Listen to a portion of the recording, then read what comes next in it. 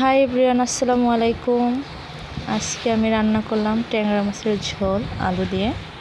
এটা আমি শেয়ার করছি, তার সাথে সাথে আমার আলিফা কী করে তা শেয়ার করব, অনেক কিছু শেয়ার করব।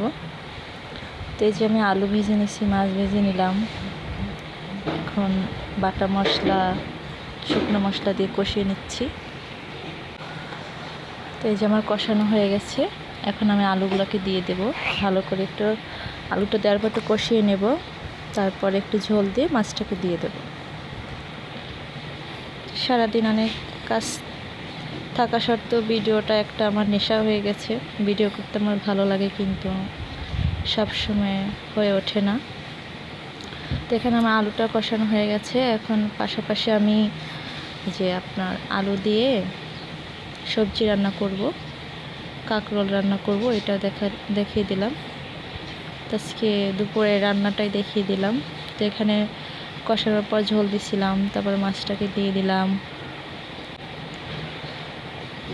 একদিকে রান্না করি, একদিকে ঘরের কাজ করি, একদিকে বাচ্চা হ্যান্ডেল করি, একদিকে বড় মেয়ের মাদ্রাসা পড়ে, লাঞ্চে আসে, সকালে খাওয়ার জন্য আসে, এগুলো ম্যানেজ করতে হয়।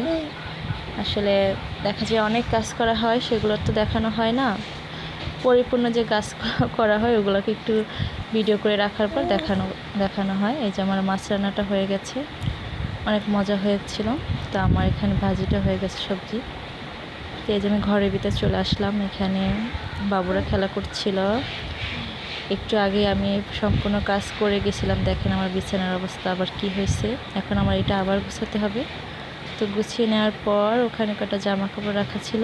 এই পিচ্ছি যা দেখে তাই ফালাই দেয়। সে খুবই খুশি হয় দুষ্টামিগুলো করতে পারলে। ওই কর্নারে থাকবে আর এই পাশে টেবিলের কর্নারে থাকবে সে। তাকে শুধু দেখো, তার সাথে সাথে সবসময় একটা লোক থাকতেই হবে, পড়ে না যায়। আসলে টেবিল থেকেও পড়ে গেছিলো আর মেশিনের ওখান থেকে পড়ে গেছিলো। মানে অনেকটা দুষ্টামি করে, কিন্তু এগুলো দেখানো হয় না।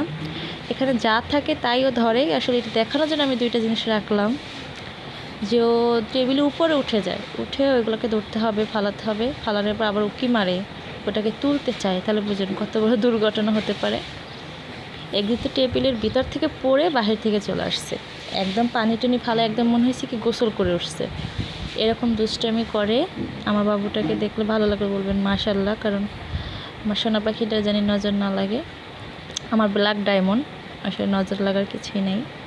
তা আমার চোখে সোনার মণি। তো এই যে এখন ওখানে আমি ওটাকে সরিয়ে ওই খাটের উপরে রেখে দিছি, দেখি ওইটা দেখে ওদিকে যায় কিনা। তো কিছুক্ষণ পর এরকম খেলা করবে, আবার এখানে চলে আসবে। এর কাজে এগুলো একটু দেখিয়ে দিলাম। সবাই ভালো থাকবে।